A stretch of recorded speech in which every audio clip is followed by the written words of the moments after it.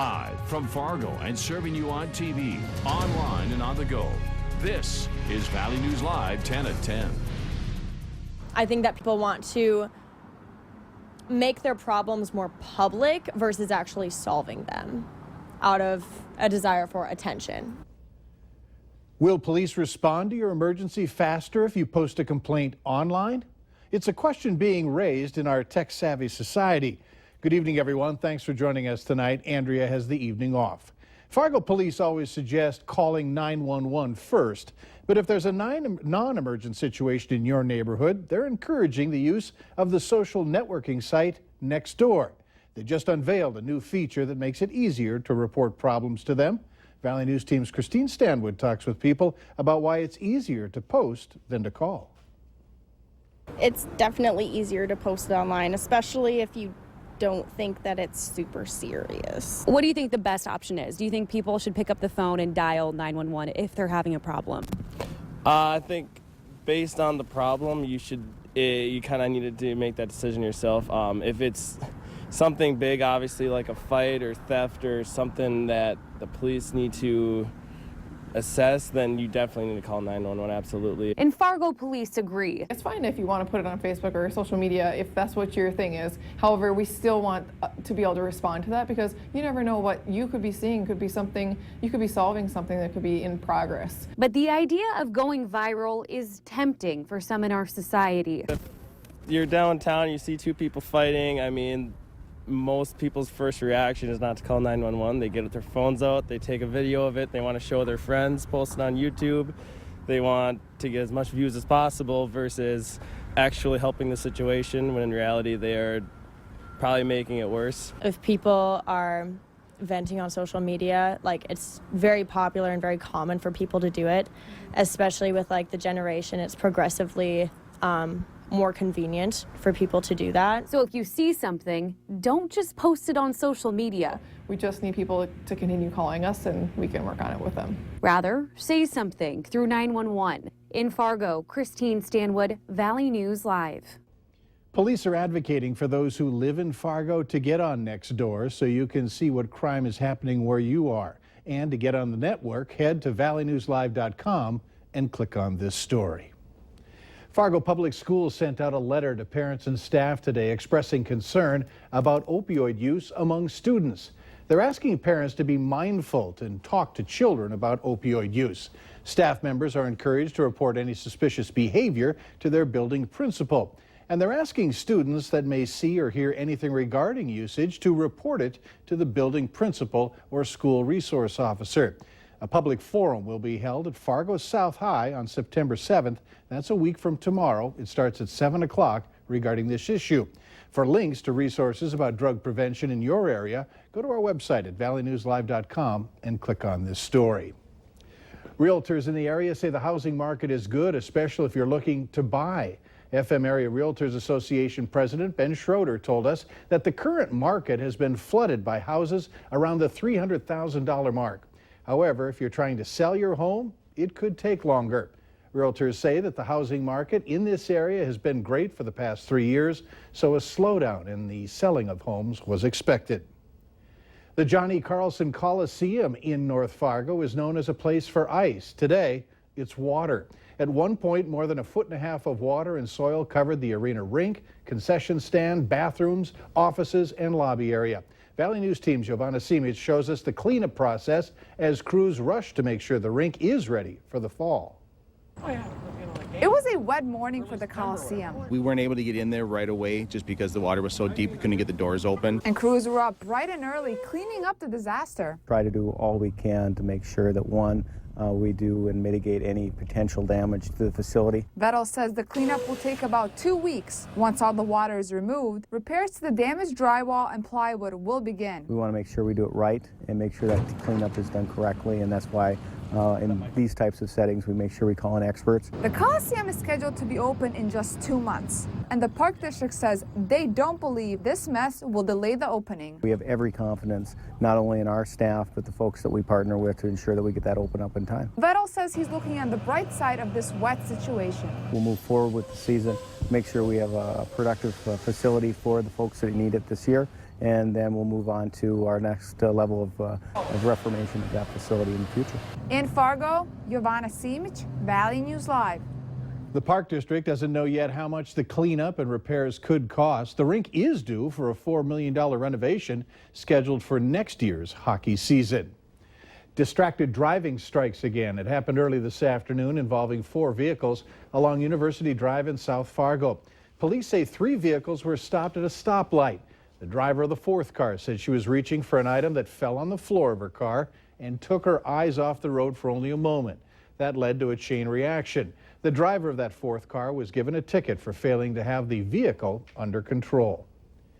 Researchers at the University of North Dakota will be taking a serious look at global warming and the state's energy industry after landing a $1 million grant. They're collaborating with the Chinese on creating clean-burning coal-fired power plants that don't emit carbon dioxide. Much of the money from the grant will be used to pay graduate students and others who are conducting the research.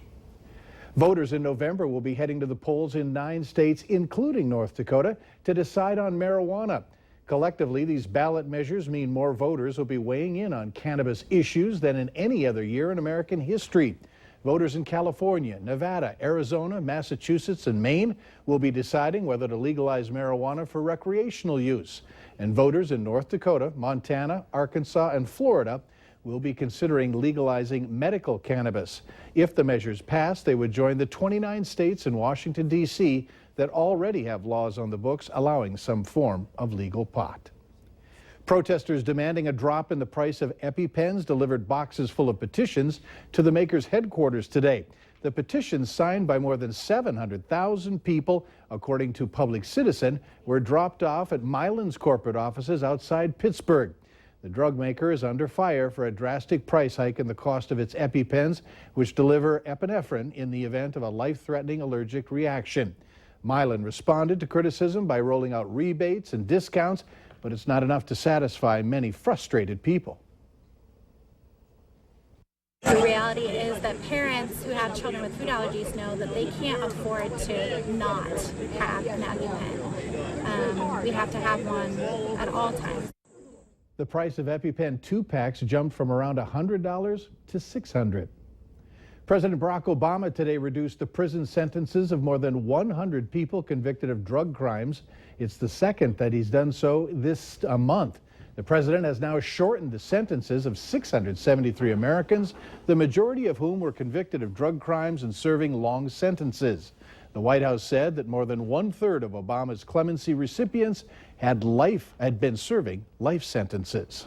Valley News Live 10 at 10 continues with no wait weather. Well, it's a quiet day of weather, and I think a lot of us around here have been thankful for that. So. We're okay. We had some nasty weather over the weekend. It sounds like we might have some down the road. Yeah, we have to keep our eyes open. We're certainly not out of the woods yet as far as thunderstorms go, but for tonight we certainly are. Here is a look outdoors, the live Skycam showing quiet conditions as we head into the evening. We have slipped down into those mid-60s now, 64 at Hector.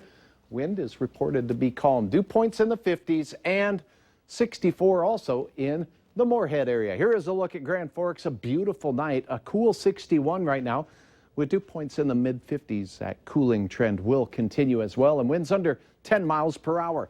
Bemidji, the cool spot at 56 degrees. It's 61 in Langdon, 63 in Gwinner.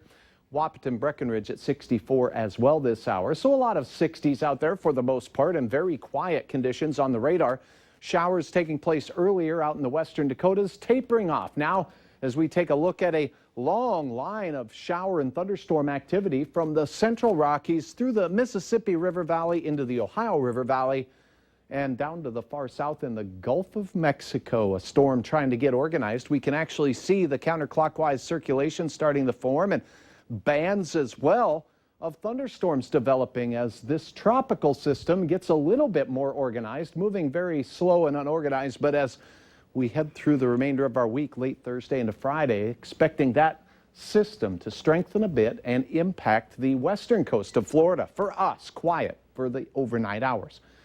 Maybe a few clouds out there, and if you happen to be out and about, maybe look up if you're on your balcony and see if you can see those northern lights. They're expected to be at least a chance of some activity there.